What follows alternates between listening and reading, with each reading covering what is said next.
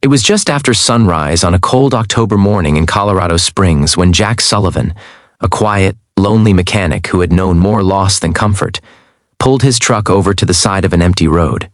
Mist floated low above the fields, the world still half asleep, when something small and trembling caught his eye. At first, he thought it was just a bundle of leaves blown together by the wind, but then it moved, slowly, weakly, as if every breath was a battle. Jack stepped out, his boots crunching on the gravel, and when he knelt down, he found a tiny brown and white puppy, shivering, wounded, and so heartbreakingly exhausted that it didn't even flinch at his touch. In that silent moment, something inside Jack cracked open, something he didn't know he had left. If you believe small acts of kindness can change a life, take a moment to like, comment, share, and subscribe to the channel. Jack wrapped the fragile puppy in his old flannel jacket and held it against his chest as if protecting something far more valuable than a stray. The puppy's heartbeat fluttered weakly, its tiny body cold as stone, and as Jack drove toward the nearest animal clinic, memories he tried to bury surfaced. Memories of the dog he lost 2 years earlier, a golden retriever named Max who had been his only companion during the darkest chapter of his life. Losing Max had felt like losing the last piece of family he had left.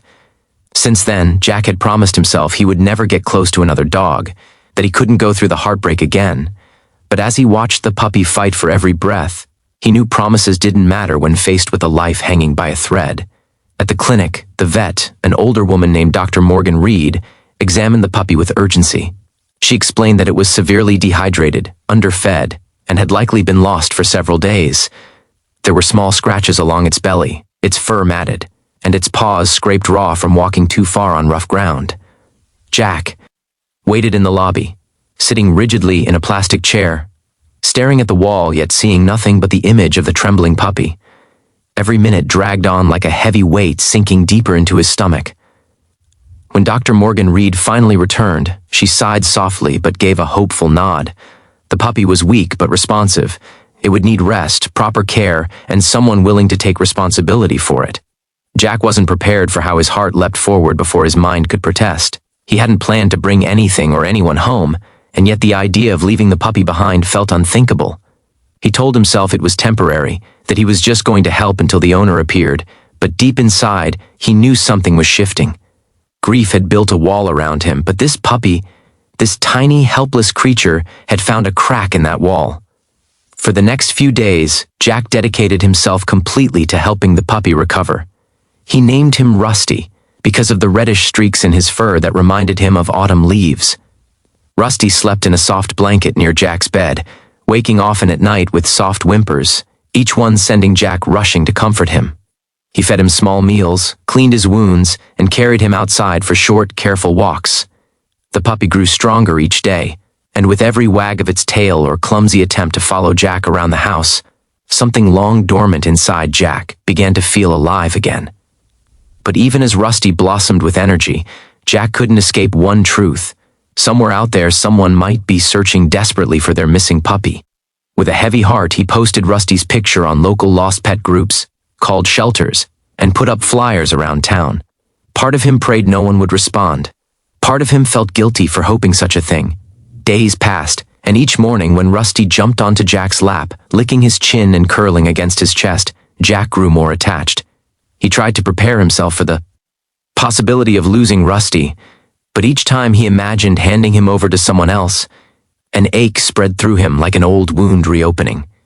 A week after finding Rusty, as Jack worked in his small garage repairing a neighbor's truck, he heard the sound of a car pulling up outside.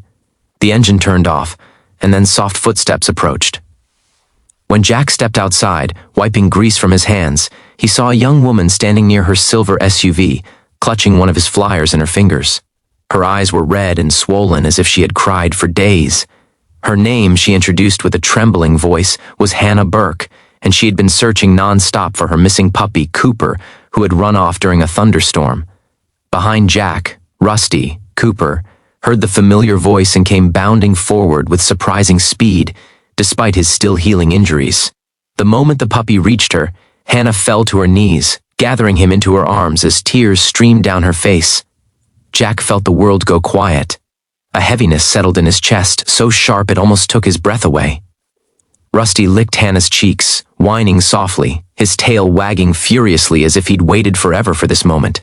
The reunion was beautiful, pure, and devastating all at once. Jack stood frozen, fighting the sting in his eyes, watching a scene he knew he had no right to interrupt. Hannah thanked him over and over, her voice breaking with gratitude. She explained how Cooper had been her late brother's dog, the last connection she had to him. Losing Cooper had felt like losing her brother all over again. Jack swallowed hard, suddenly understanding why Rusty, Cooper, had seemed so desperate, so scared. Both dog and owner had lost more than just a companion, they had lost a piece of their hearts. Giving Cooper back was the right thing. It was the kind thing. But as Jack watched Hannah carrying the puppy toward her car, the space in his arms and home felt painfully empty again, like a wound torn open. He turned away quickly, pretending to tighten bolts on the hood of the truck, even though his vision blurred with unshed tears. But then, something soft touched his leg. He looked down and gasped. Cooper had wriggled out of Hannah's arms and come running back. He pushed his little head against Jack's boot, whimpering in a way that was unmistakable, a goodbye he wasn't ready to give. Hannah approached, watching the scene with trembling lips.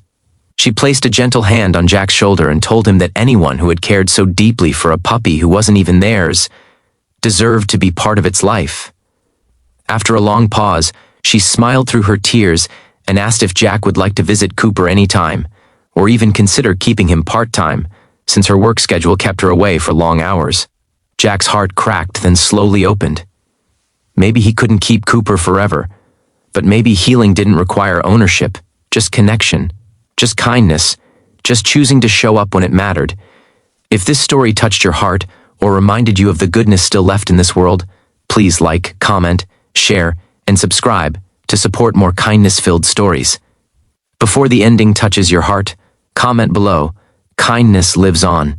In the weeks that followed, Jack and Hannah formed an unexpected bond, one built on shared loss, shared healing, and the love of a little puppy who had brought them together.